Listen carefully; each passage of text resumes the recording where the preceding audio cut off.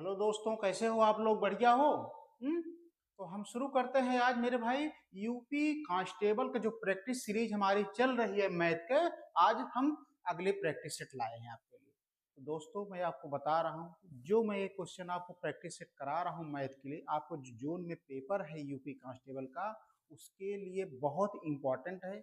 आप बढ़िया से कॉपी और पेन लेकर के हमारे वनडे कोचिंग यूट्यूब चैनल पे जुड़ जाइए।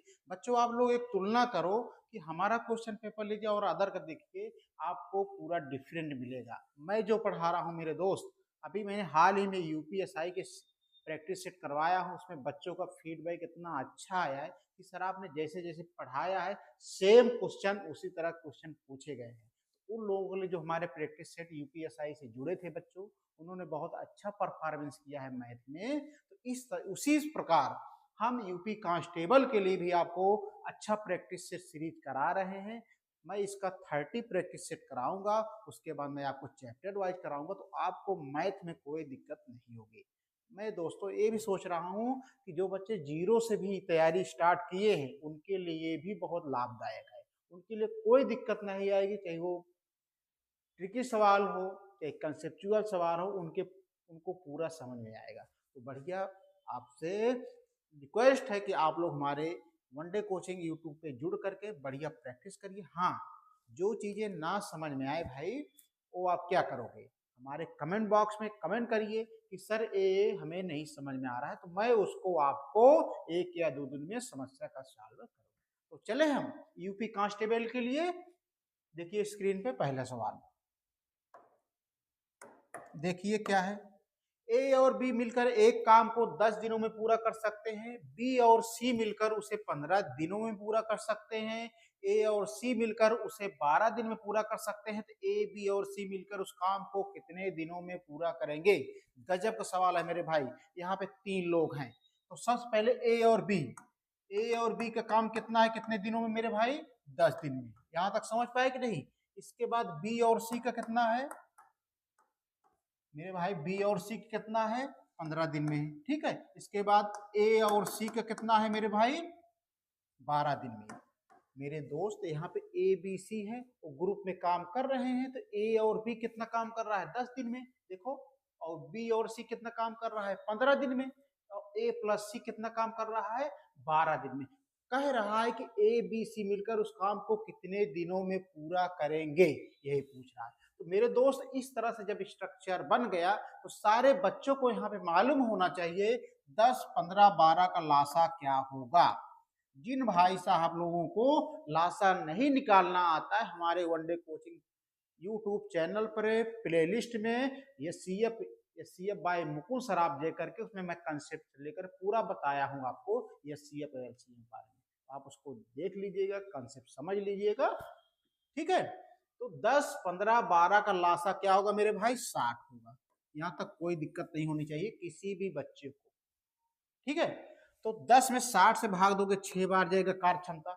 अब देखो यहाँ पे ए प्लस बी का कार्य क्षमता क्या होगी? कार्य क्षमता कैसे निकालते हैं? जो ए वाला है इससे जब भाग देंगे तो 6 आ जाएगा, 10 60। सेम इसी प्रकार 15 चौका 60, 12 पंचे 60। तो हमें क्या मिल गया? ए प्लस बी कार्य क्षमता 6 हो गई, बी प्लस सी की कार्य क्षमता 4 हो गई, ए प्लस सी की कार्य क्षमता 5 हो गई।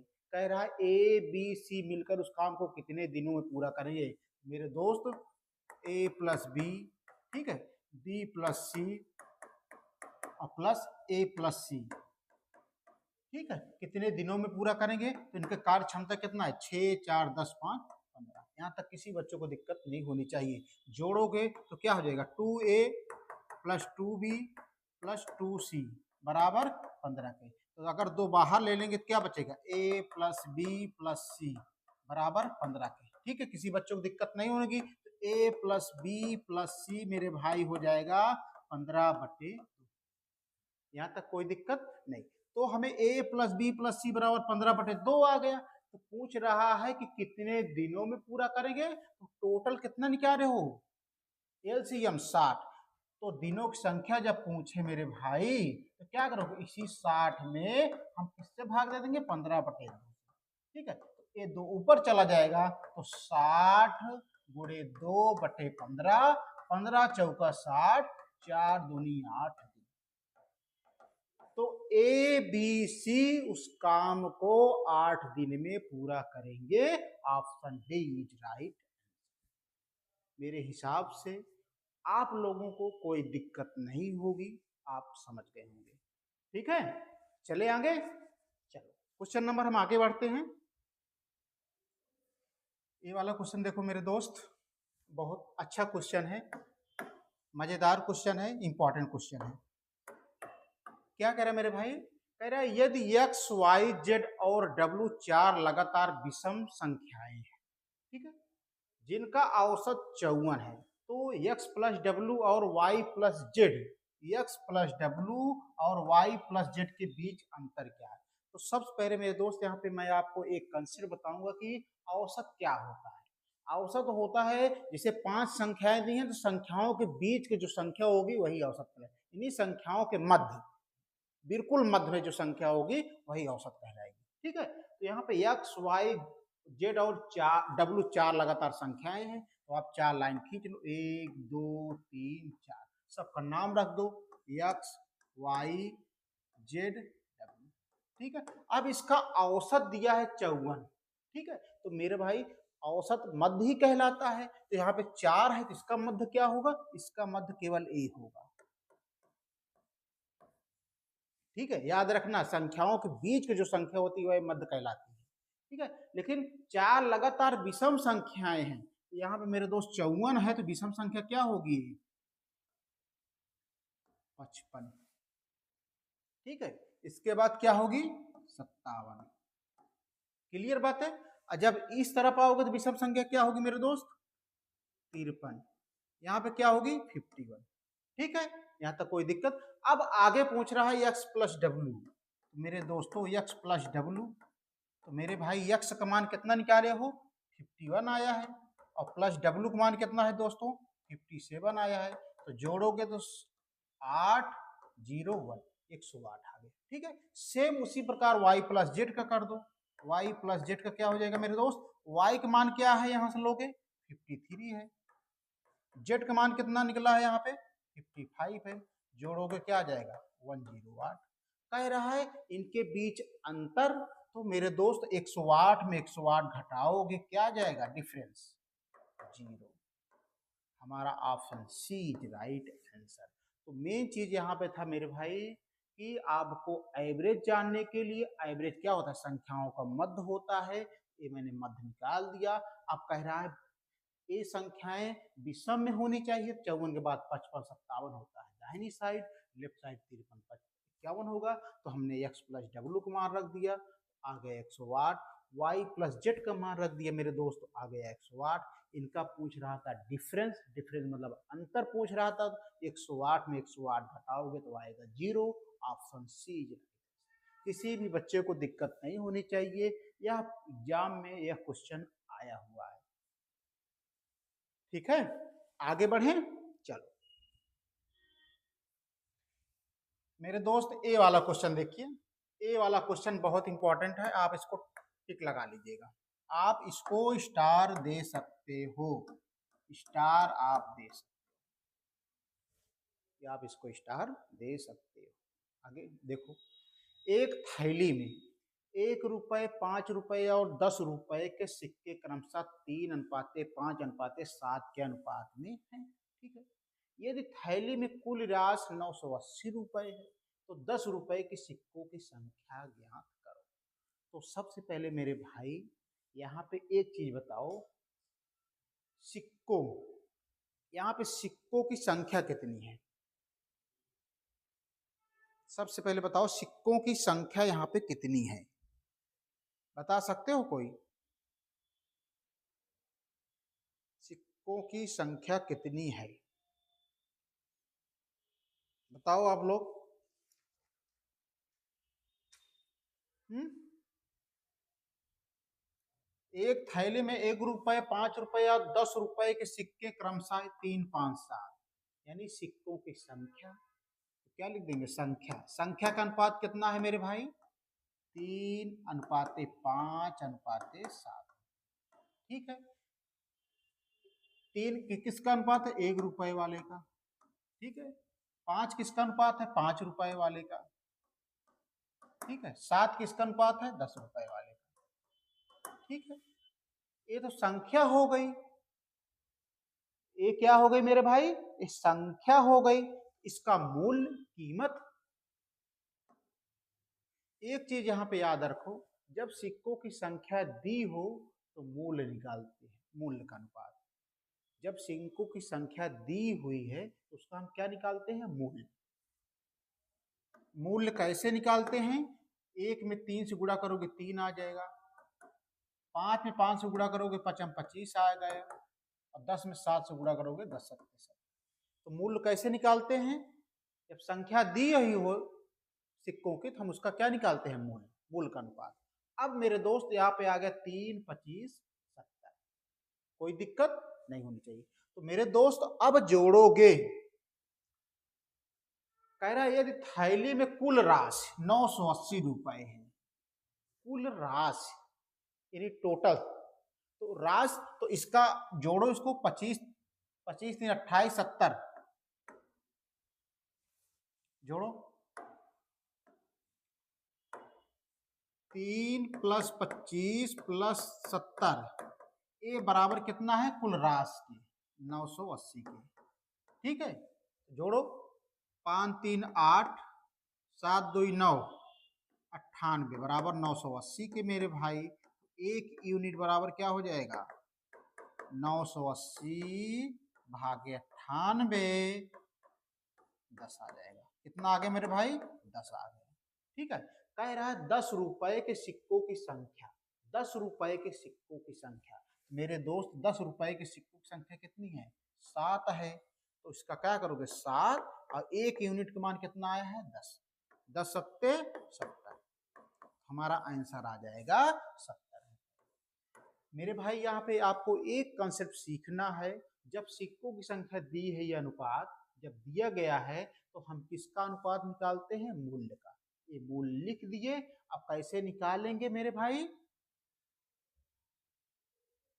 कैसे निकालेंगे? एक में 3 से गुणा करेंगे 3, 5 में 5 से गुणा करोगे 5 25, 10 में 7 से गुणा करोगे 70।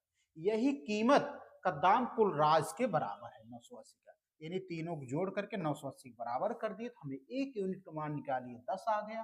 अब पूछ रहा है 10 रुपए के सिक्कों की संख्या। 10 रुपए के सिक्कों की संख्या कितनी है? 7 है। इस 7 में जो लास्ट में आया है 10, उससे गुणा कर देंगे तो 70। ठीक है, समझ में आया है कि नहीं मेरे दोस्त? आप लोग बताइए, तो हम उसके बाद आगे बढ़ते हैं। समझ में आ गया? बिल्कुल, आगे बढ़े। ठीक है, हम आगे बढ़ते हैं। क्वेश्चन नंबर ए देखो मेरे दोस्त, क्वेश्चन नंबर ए देखो, बहुत इंपॉर्टेंट है क्वेश्चन। तो मेरे भाई मैं आपको यहाँ पे, ये वाला क्वेश्चन आता है, बच्चे सॉल्व नहीं कर पाते हैं, तो मैं कैसे बताऊं? तो देखो कैसे, पहले कैसे सॉल्व। 11.4 बार है। ठीक है, तो आपको कुछ नहीं करना है, आपको कुछ नहीं करना है। जिसके ऊपर बार लिखा हुआ है तो उसको क्या करोगे? उसको 4-5 बार आप लिख दोगे। कितनी बार लिखोगे? 11.4444। ठीक है, यानी जिसके ऊपर बार लिखा है उसको 4-5 बार आप लिख दोगे। तो मैंने लिखा 5 बार। ठीक है, अब इसके बाद कितना है? 22.567 के ऊपर बार, इसके ऊपर। तो मेरे भाई इसको क्या ले सकते हो? 567 बार किसके ऊपर लिखा है मेरे भाई? केवल 2 के ऊपर है ना, तो इसको 67 67 67 67, कोई दिक्कत नहीं। ठीक है, अब उसके बाद 33.54 के ऊपर बार है, इसको क्या लिख सकते हो मेरे भाई? 54 लिख सकते हो ना। फिर 4 4 4 4। ठीक है, अब देखो ये प्लस में है, ये सब स्ट्रक्चर से बनाओगे, इसका मतलब क्या है? ये दोनों जोड़ोगे और इसको घटाओगे। कैसे भाई? इसमें दिया है, ये दोनों को जोड़ोगे तो ये दोनों की संख्या तो यही है भाई, इन दोनों को संख्या तो यही है। अब इसके बाद इसमें घटाओगे, घटाओ। 7 4 11, 11 में से 4 गए, कितना आएगा मेरे भाई? 11 में से 4 गए, कितना आएगा?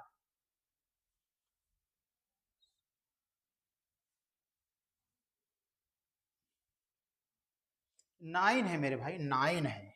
ये क्या है मेरे दोस्त, 9 है। ठीक है, ये मेरे दोस्त 9 है। ठीक है, तो यहाँ पे क्या बनाओगे, 9 9 9 9 9। ठीक है, अब देखो 7 4 11, 11 में 9 गए 2। ठीक है, इधर हो गया कितना, 6 4 10, 10 में से 9 गए 1। ठीक है, ये हो गया। इसके बाद 7 4 11, 11 में 9 गए 2, फिर 1, फिर 2, फिर 1, और क्या बचेगा मेरे भाई, बचेगा 4। अब यहाँ पे दशमलव आ गया। आप घटा लोगे इनको दोनों जोड़ करके, इसमें घटाओगे तो यही आएगा।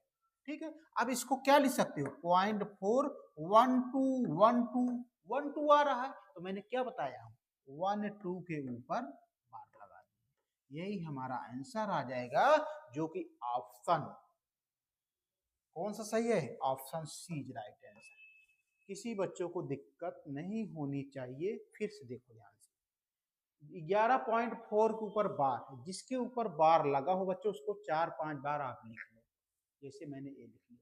ठीक है, इसके बाद है 22.567, इसमें 2 के ऊपर बार है, 5 लिख करके 6 7 4 5 बार लिख लो। ठीक है, सेम वही जैसे इसमें दोनों किए हो, सेम यही इसमें लिखिए। अब इसके बाद इसको देखो, जैसे इस रूप में इन दोनों को जोड़ते हो, इन दोनों को जोड़ करके इसमें घटा दोगे तो हमारा आंसर ए आ जाएगा।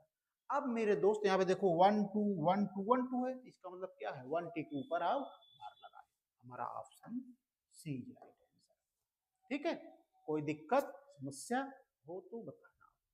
आगे बढ़े। ठीक है, आगे बढ़ते हैं हम। ए वाला क्वेश्चन देखिए, ए वाला क्वेश्चन आप लोग देखिए, दो ट्रेनें जिनमें से प्रत्येक की लंबाई 200 मीटर है, विपरीत दिशा में चल रही हैं, वह 10 सेकंड में एक दूसरे को पार कर जाती हैं। यदि एक ट्रेन की गति 80 किलोमीटर प्रति घंटा है तो दूसरे ट्रेन की गति क्या होगी। मेरे दोस्त, दो ट्रेनें हैं जिनमें से प्रत्येक की लंबाई 200 मीटर है। तो मेरे दोस्त 200 ट्रेन है, इसकी लंबाई 200 मीटर है, विपरीत दिशा में चल रही है, इसकी भी लंबाई 200 मीटर है। ठीक है, विपरीत दिशा में चल रही है, 10 सेकंड में एक दूसरे को पार करती है, यानी ये 10 सेकंड में पार करती है। ठीक है, यदि एक ट्रेन की गति 80 किलोमीटर हो, यानी इसकी ट्रेन मान लो 80 किलोमीटर चाल है। ठीक है, तो दूसरे ट्रेन की गति क्या होगी, दूसरे ट्रेन की गति क्या होगी, यही पूछ रहा है आपसे। तो मेरे दोस्त, दूरी बराबर क्या होता है, सिंपल बताइए, दूरी बराबर क्या हो जाता है, चाल गुणे समय। यही होता है कि नहीं होता है गुरुजी, बिल्कुल। तो दूरी कितना है मेरे दोस्तों, अब यहाँ पे दिमाग लगाना, थोड़ा सा लगाना, कि विपरीत दिशा में अगर ट्रेन आ रही हो तो दोनों की दूरी जुड़ जाएगी, चाहे जो भी चीज हो दूरी जुड़ जाएगी, चाल भी जुड़ जाती है, याद रखना। तो इस ट्रेन की दूरी 200 है, इस ट्रेन की दूरी 200 है, 2 2 400 हो गई। ठीक है, अब चाल भी जुड़ेगी दोनों की, क्योंकि विपरीत दिशा में है। इसकी चाल तो 80 किलोमीटर पर आवर है, लेकिन इसकी नहीं मालूम है, यहाँ पे क्या लिख देंगे, 80 प्लस बी। ठीक है, और समय कितना दिया है मेरे दोस्त, 10 सेकंड, तो यहाँ पे क्या लिख देंगे, 10 सेकंड। अब मेरे भाई देखना, ये जो दूरी है मीटर है, और समय कितना है, सेकंड में दिया है। उत्तर पूछ रहा है किलोमीटर पर आवर में, तो मीटर पर सेकंड को किलोमीटर आवर में बदलने के लिए 5/18 से गुणा किया जाता है, ये याद रखना। मीटर पर सेकंड को किलोमीटर आवर में बनाने के लिए 5/18 से गुणा करना है, तो हम क्या कर देंगे, 5/18 से गुणा कर दिए। ठीक है, अब देखो, जीरो से एक जीरो कैंसिल हो जाएगा, 5 8 40 कट गया। ठीक है, तो क्या बचा मेरे भाई, 8 बराबर बचा 80 प्लस बी बटे 8, यही तो बचा। तो 8 अठाई 64, क्या करोगे, 8 अठाई 64, 8 का नम 8 6 14, बराबर क्या बचा, 80 प्लस बी। तो मेरे भाई बी बराबर क्या हो जाएगा, बी बराबर हो जाएगा 80, इधर आ जाएगा तो माइनस हो जाएगा, 144 माइनस 80, घटाओगे मेरे भाई, बी बराबर 4 आ जाएगा, 14 में 60 गए 6, 64 किलोमीटर पर आवर। बी यहाँ पे 64 होना चाहिए मेरे भाई, यहाँ पे 64। ठीक है, तो option B is right answer. प्रत्येक विद्यार्थी को, प्रत्येक बालक को यह क्वेश्चन समझ में आ गया होगा। अगर मेरे भाई अगर नहीं समझ में आया होगा तो एक बार आप वीडियो को दोबारा देख लीजिएगा, मेरा वादा है कि आपको ये समझ में आ जाएगा। ठीक है, आगे बढ़े कि नहीं, ये इंपॉर्टेंट क्वेश्चन था, इसको आप डबल स्टार दे सकते हो। ठीक है, आगे बढ़े। ठीक है, आगे बढ़ते हैं हम। दोस्त इसको भी आप डबल स्टार दे सकते हो, ये भी बहुत इंपॉर्टेंट है, ये याद रखना, एक क्वेश्चन बहुत पूछे जाते हैं तो आप इसको डबल स्टार दे सकते हो।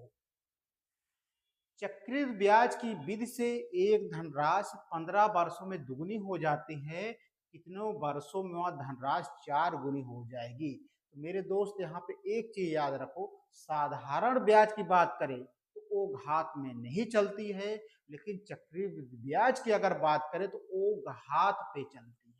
वो किस पे चलती है मेरे दोस्त, घात पे चलती है, याद रखना। चक्रवृद्धि ब्याज की बात करें तो वो घात पे चलती है। कैसे? चक्रवृद्धि ब्याज की विधि से एक धनराशि 15 वर्षों में दुगनी हो जाती है, यानी 2 की पावर 1 कर सकते हो कि नहीं, घात रूप में चलती है तो हम घात बना लिए, 2 की पावर 1 का मतलब 2 वर्ष हुआ, बराबर कितने, 2 दुगनी हो जाती है कितने, 15 वर्षों में। भाई 15 साल में दुगनी हो जा रही है तो 2 की पावर 1 कर दिए। क्यों किए? क्योंकि चक्रवृद्धि ब्याज घात में चलती है, इसलिए हम 2 की पावर 1 कर दिए। भाई 2 की पावर 1 कर दोगे, 2 को अगर 1 करोगे 2 ही तो आएगा, तो मतलब दुगनी ही तो होगी। ठीक है, सेम कह रहा है कितने वर्षों में धनराशि 4 गुनी हो जाएगी। मेरे दोस्त 4 गुनी, 4 गुनी मतलब क्या हुआ, 2 की पावर 2। याद रखना, हमें घात बनाना है, क्यों? क्योंकि चक्रवृद्धि ब्याज घात पे चलती है, तो 2 की पावर 2 मतलब क्या हो सकता है, 4 गुना, 2 दूना 4। जब 2 की पावर 2 हो जाए तो चक्रवृद्धि ब्याज कितने पे चलती है, घात पे, तो यही 2 से इसमें 15 गुणा कर दोगे, 2 गुणे 15, तो 15 दूना 30 साल, 15 दूना 30 साल। Option B is right answer. जब भी इस तरह से क्वेश्चन पूछे तो याद रखना चक्रवृद्धि ब्याज घात पे चलता है। जैसे 2 पावर 1 बराबर 15 साल में हो जा रहा है दुगनी, तो चौगुनी कब होगी, जो घात आएगा घात बना लेना, उसके बाद इस वाले से वर्ष से उसके घात से गुणा कर देना, हमारा अगला साल आ जाएगा। ठीक है, तो बच्चों यह मजेदार कॉन्सेप्ट था, अगर अच्छा लगा हो तो आप वीडियो को थंब जरूर करें। ठीक है, आगे बढ़े। जी सर आप आगे बढ़िए, हम आगे बढ़ रहे हैं आप लोगों को। ये वाला क्वेश्चन देखिए, ये भी आप इसको भी डबल स्टार दे सकते हो मेरे दोस्त, डबल स्टार आप लोग दे सकते हो।